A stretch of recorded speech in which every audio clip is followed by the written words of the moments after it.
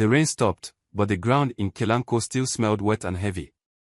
The morning sun tried to shine, but dark clouds moved slowly across the sky, like they were watching the village. People woke up and began their normal day, but something felt wrong. Very wrong. A young man named Ton was the first to notice. He was walking to his farm early in the morning.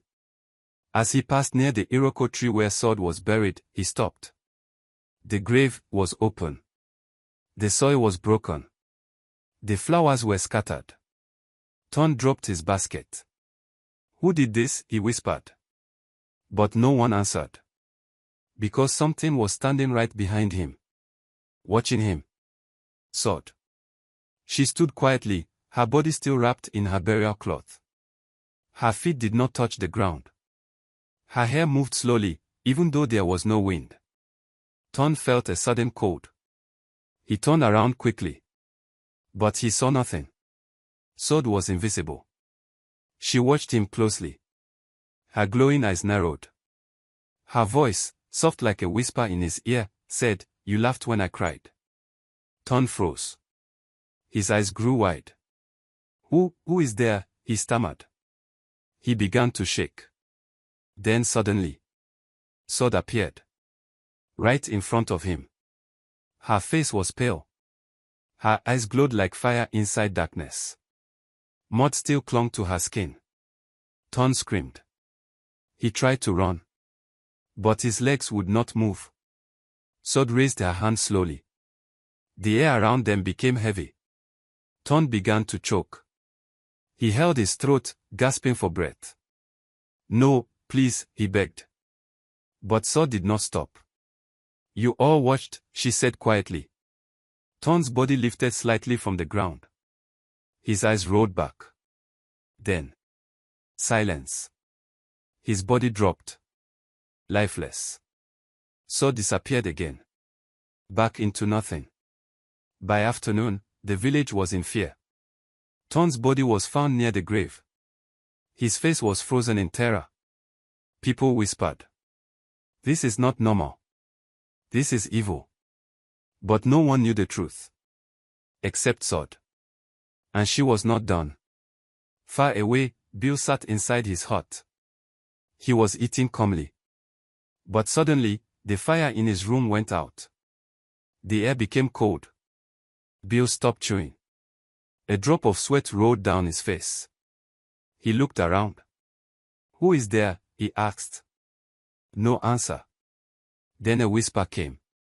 Very close to his ear. "I am back." Bill jumped up. His heart began to race. "No, it can't be," he muttered. The door slammed shut by itself. The windows rattled. The shadows in the room began to move. Bill grabbed the charm from his neck. "You cannot touch me," he said loudly, trying to sound brave. But his voice was shaking. Sod appeared behind him. Slowly. Silently. Her eyes burned with anger. But Bill did not see her. Yet. She leaned close to his ear. "You will be the last," she whispered. Then she vanished again. Bill turned around quickly. Nothing. But now he knew. Something had come back. Something terrible. That night, a group of men gathered in the village square. They held torches and spoke in low voices. "We must find what is killing our people," one said. "Yes," another replied. "Before it finds us." They decided to search the forest. They did not know that Sod was already among them. Walking beside them. Invisible. Listening. Waiting. One of the men, named Kola, laughed nervously. "This is just a spirit story," he said. "Nothing is real." Sod stopped walking. Slowly, she turned her head toward him. Her eyes glowed brighter. "You will see," she whispered. Suddenly, the torch Kola was holding went out. Darkness swallowed him. The other men shouted, "Kola, where are you?" But there was no answer. Only the sound of something dragging across the ground. Then, a terrible scream. Loud. Sharp. and suddenly cut off. The men ran away in fear, dropping their torches. They did not look back. Because deep in the darkness, Sod stood over Kola's body.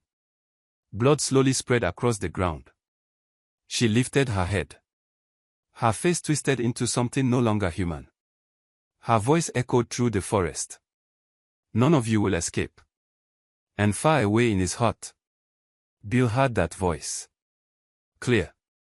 Loud. And coming closer. He turned toward his door slowly. It began to open by itself. Very slowly. Creak. Bill stepped back, shaking. The room grew colder. Darker. Then Sod appeared in the doorway. This time, she did not hide. Her eyes locked onto his. And she smiled. A slow, terrible, broken smile. Bill fell to his knees. No, please, he whispered. Sod stepped inside.